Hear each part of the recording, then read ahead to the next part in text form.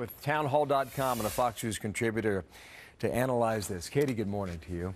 Morning. There's a lot to shoot at here. Let's just take the number between 40 and 50,000 signed up. That is paltry. I think the question then becomes, what does that mean? What's the effect on the program and the law?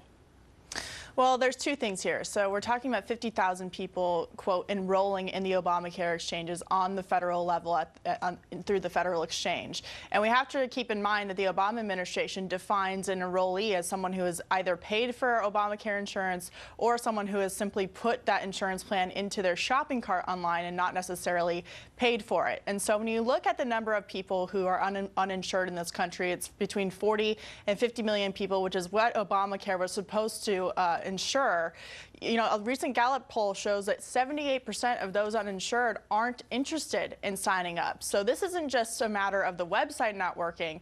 It's also a matter of uninsured people not being interested in the program and not wanting to get health insurance. Why is that, Katie? You're saying that the uninsured, these numbers prove out that the uninsured are not interested in signing up.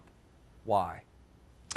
Well, for two reasons. A, they didn't make health insurance a priority before, either because they're young and they don't feel like they need it, or B, they can't afford it. And we've seen through the sticker shock on the Obamacare exchanges and the increase in premiums for insurance on the individual market or even just drop plans that people still can't afford the health insurance that they didn't have before. And then you combine that with both, you know, the problems with the state exchanges, combining that with the federal exchanges, and people are saying, look, I was happy without insurance before, still can't afford it. Obamacare isn't making it cheaper for me, and I'm not going to sign up. There's a stunning headline in all this, though. 10 times as many people have had their insurance canceled as you have found people who have actually signed up and enrolled. And by the way, enrolled means you go through the entire application process. You give over your tax information, your salary information, blah, blah, blah. Right. And then you actually pay money. That's what it means to be enrolled, Katie.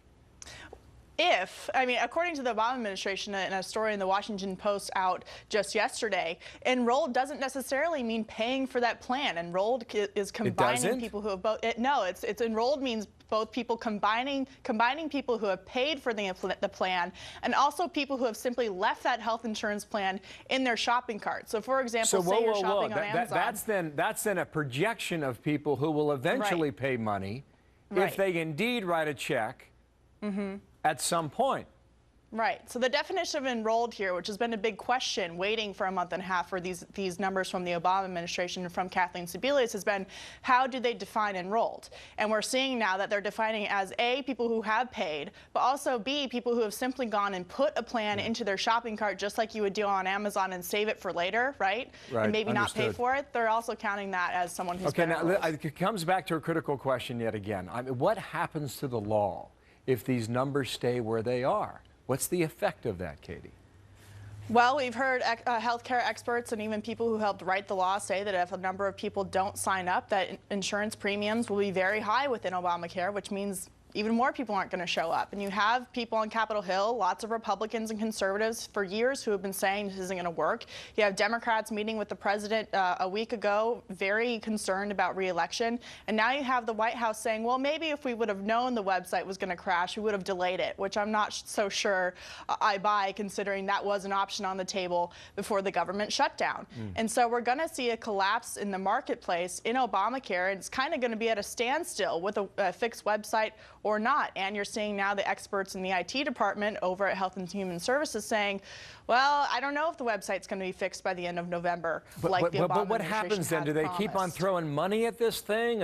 Does the president issue an executive order, or several of them, to change the law? How do you make this better without blowing the bank yet again? Well, considering we're in Washington and the solution to everything here, whether it's healthcare or anything else, is to just continue throwing money at something. The bottom line is that they're going to have to figure out something. As you mentioned, 10 to 1 people are losing health insurance rather than getting health insurance through the exchanges. And so some legislation has been talked about to pass in order to have those people keep their plans.